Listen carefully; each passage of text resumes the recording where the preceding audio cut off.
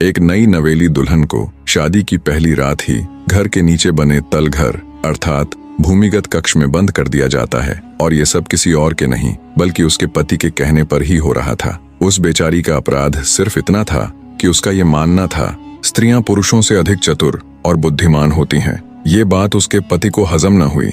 उस नीच ने उसे सबक सिखाने के लिए छल पूर्वक उस लड़की जिसका नाम देवयानी था से विवाह किया और फिर उसे तल घर में बंदी बना दिया। वहीं पर उस बेचारी को 2 समय का खाना दे दिया जाता। अपने पति के इस कृत्य से देवयानी बहुत आहत हुई। उसे समझ ही नहीं आ रहा था ये उसके साथ हुआ तो हुआ क्या। अब उसके पास सिवाय रोने और अपनी किस्मत को कोसने के और कोई चारा नहीं था। दिन बीतते गए और जब उस बेचारी के रो रो कर आंसू सूख गए तो देवयानी ने अपने मन में ये प्रण किया कि वो उस दुष्ट आदमी को सबक सिखाकर रहेगी और उसका गुरूर तोड़ते हुए ये सिद्ध करके दिखा देगी कि उसकी सोच सही है। ऐसे ही दिन बीतने लगे।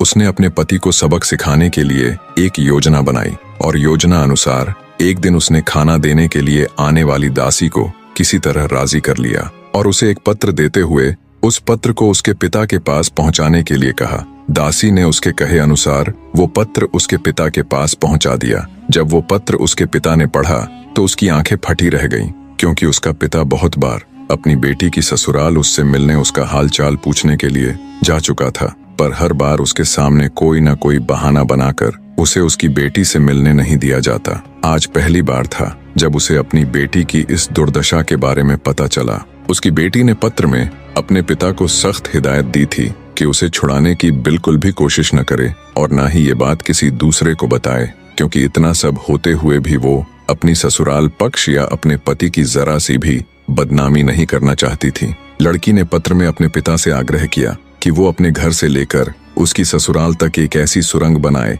एक ऐसा गुप्त मार्ग बनाए जिससे वो जब चाहे अपने पिता से मिलने आ सके। अब लड़की का दुखियारा पिता बेचारा मरता क्या न करता। उसने अपनी बेटी के कहे अनुसार सुरंग बनानी शुरू कर दी और कुछ महीनों बाद वो इसमें सफल भी हो गया। एक दिन हमेशा की तरह लड़की बेचारी गुमसुम सी बैठी हुई थी। तभी उसे जमीन के अंदर कुछ ध्वनि सुनाई दी। कुछ ही देर में उस गुप्त मार्ग के जरिए उसका पिता उसकी आंखों के सामने था। बहते नेत्रों के साथ लड़की भागकर अपने पिता से लिपट गई। देवयानी का पिता उसकी हालत देख अत्यंत दुखी हुआ। लड़की सुरंग के रास्ते अपने पिता के घर आ गई। अब वो हर रोज उस गुप्त मार्ग से कुछ समय के लिए अपने पिता के घर जाने लगी। जाने कितने दिनों कितने महीनों बाद उसके चेहरे पर मुस्कान लौटी थी और उसने खुली हवा का एहसास किया था। अब बारी थी उसके पति को सबक सिखाने के लिए बनाई गई योजना के दूसरे चरण को शुरू करने की।